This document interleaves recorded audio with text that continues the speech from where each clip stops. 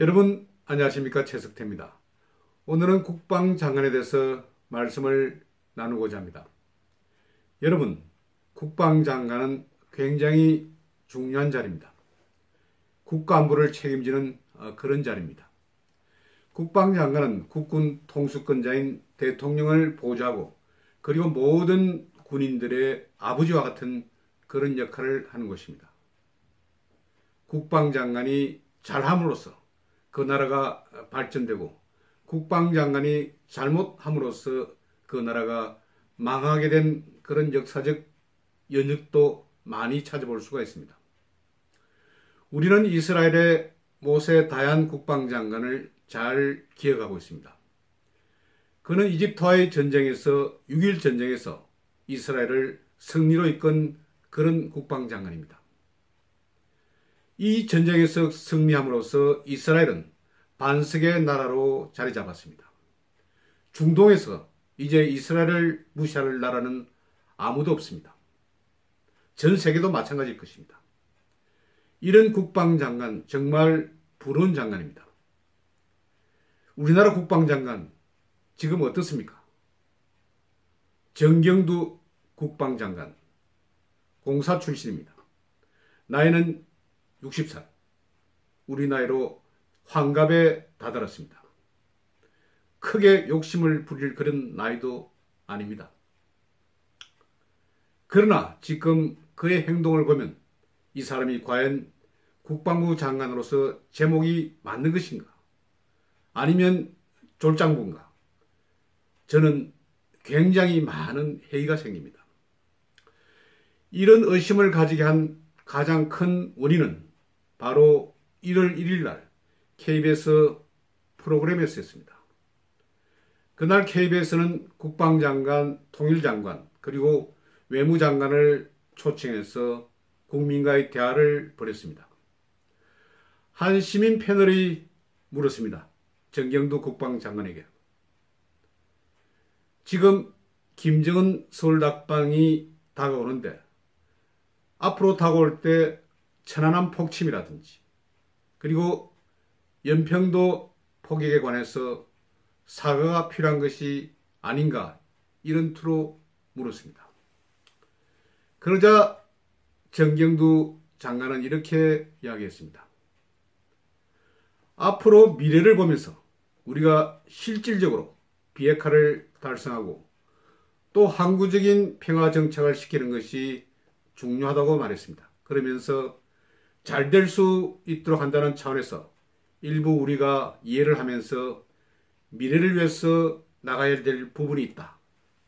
이 말은 김정은이가 서울답방에 하는 데 있어서 천안함 폭침이나 연평도 포격에 대해서 사과할 필요가 없다는 그런 투로 들립니다. 또 그 자리에서 조명근 통일부 장관도 비슷한 취지의 말을 했습니다. 여러분, 이 말이 무슨 말입니까? 천안함 폭침이 어떤 사건입니까? 그리고 연평도 포격이 과연 어떤 사건입니까? 저는 정경두의 이런 말을 어느 정도 대충 감을 잡습니다. 왜 이런 말을 했는지. 이전에 문재인이 대선 후보일 당시에 이렇게 이야기했죠. 천안함 폭침이란 말은 입에도 내지 않았습니다. 천안함 침몰이라고 했습니다. 폭침과 침몰은 엄청나게 차이가 많은 그런 용어입니다. 폭침은 누구에서 당할 수 있는 그런 상황입니다. 실제 천안함 폭침은 북한의 잠수함에 의해서 당한 것으로 그렇게 알려져 있습니다. 그런데 문재인은 이 말을 하기 싫었던 것입니다. 그래서 침몰이라고 이야기했습니다. 침몰은 그냥 배 자체에서 일어날 수도 있고 그리고 암초에 부딪혀서 일어날 수도 있습니다. 그런 것을 생각했던 것입니다. 정경두도 문재인이 이런 말을 한 것을 분명히 기억하고 있었을 것입니다. 그래서 천안함 폭침이라든지 연평도 포격에 관해서 사과 없이 미래를 향해서 그냥 넘어가자는 투였습니다. 그러나 우리는 이 사건을 잊어서는 안 됩니다. 2010년도 3월 달에 일어난 천안함 폭침. 이 사건으로 우리 장병 46명이 수장됐습니다. 그리고 구조 과정에서 한준호, 준희 등 장병들이 또 순직했습니다. 많은 국민들이 울었습니다. 특히 피해를 당한 당사자의 부모들은 얼마나 원통하겠습니까? 피눈물이 났습니다. 국민들도 분노했습니다. 이런 사건입니다. 그리고 연평도 포격도 마찬가지입니다. 연평도 포격도 2010년도 11월 달에 났습니다. 평화로운 섬에 북한은 아무런 예고도 없이 170여 발의 포격을 가했습니다. 민가에도 떨어지고 그리고 군부대도 떨어졌습니다. 우리 장병 2명이 숨졌고 민간인 2명이 또 숨졌습니다. 많은 사람들이 다쳤습니다. 이런 사건입니다. 어느 나라가 민가에 대해서 포격을 합니까? 그러고도 우리가 이제 합니까? 이것은 그냥 과거로 그냥 넘겨야 합니까? 사과도 받지 않고 그대로 넘겨야 합니까? 이게 말이 되는 소리입니까? 그렇다면 과거를 그냥 묻자. 과거에 머무르면 안 된다. 이렇게 이야기한다면 일본의 종군 위안부 문제에 대해서는 왜 우리가 지금까지 그렇게 일본에 대해서 사과를 요구하는 것입니까? 그리고 과거사 문제에 대해서는 왜 이렇게 우리가 계속 과거사에 지금 요구를 하는 것입니까? 5.18에 관해서 이전 송영무 장관은 사과를 했습니다. 그러면 북한에 대해서는 사과를 하지 말고 그냥 그대로 넘어가는 겁니까? 제가 이 문제에 관해서 제 블로그에 이 글을 썼습니다. 수많은 사람들이 와서 댓글을 달고 그리고 동조를 했습니다. 이래서는 안 된다. 이것은 문제다. 장관이 장관 같아야 우리가 장관처럼 대우를 하는 것이 아닙니까? 국방부 장관이 자기 장병들이 죽은 이런 사건, 억울하게 죽은 사건, 이런 사건에 대해서 과거를 그냥 묻자고요. 그리고 천안함이 어떤 배입니까? 제1차 연평해전에서 북한을 때려 부순 그런 배입니다. 북한은 호시탐탐 이 배에 대해서 원한을 가지고 있었습니다. 그래서 폭침을 한 것입니다. 그런데 그것을 그냥 잊자고요. 저는 국방부 장관이 과연 제대로 의식을 가지고 있는 것인지 의심을 가지지 않을 수 없습니다. 국방부 장관이 그렇게 졸장구처럼 행동하는데 어느 군인이 국방부 장관을 따르겠습니까? 유사시에 누가 돌격 앞으로 하면 총을 들고 나가겠습니까? 저도 군대 생활을 했습니다. 제대한 지도 오래됐습니다. 그 당시 아침 기상시간대 때려잡자 김일성, 무찌르자 북괴군을 외치면서 북한에 대한 주적 개념을 키웠습니다.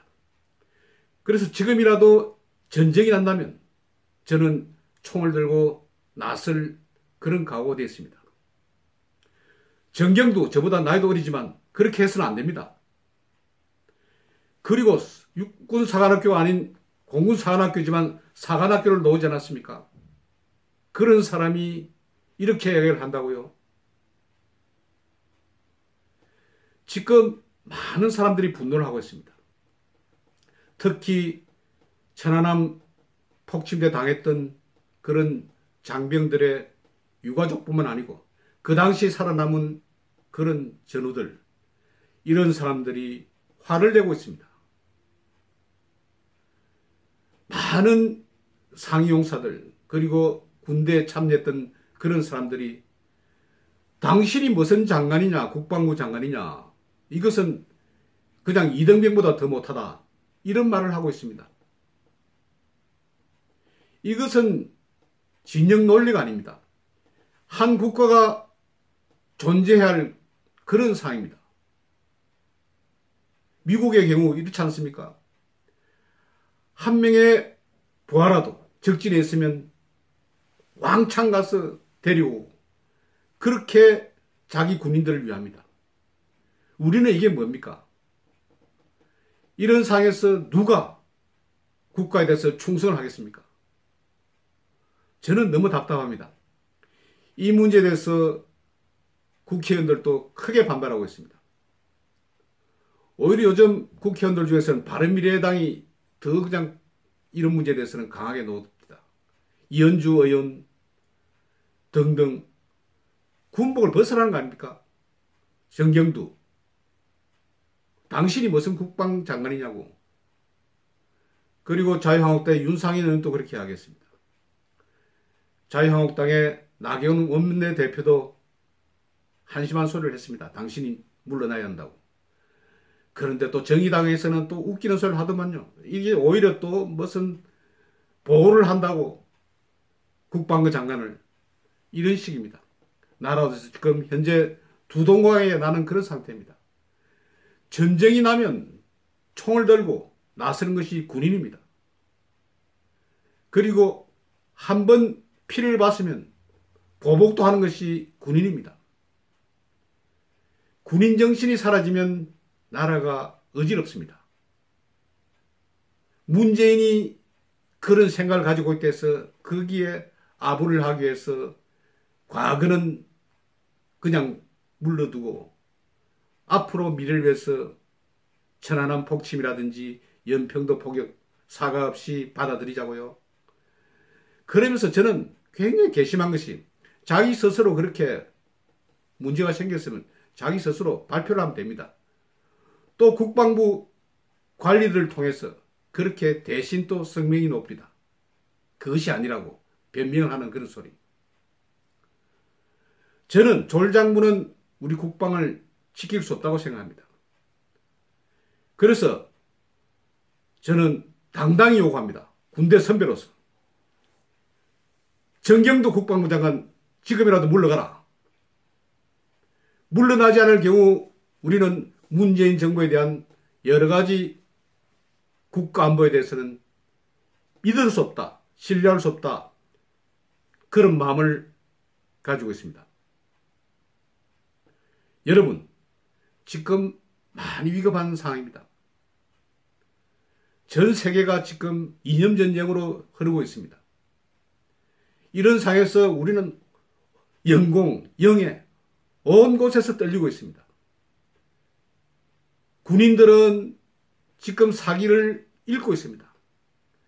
일반 장병들에게 휴대폰 사용한다.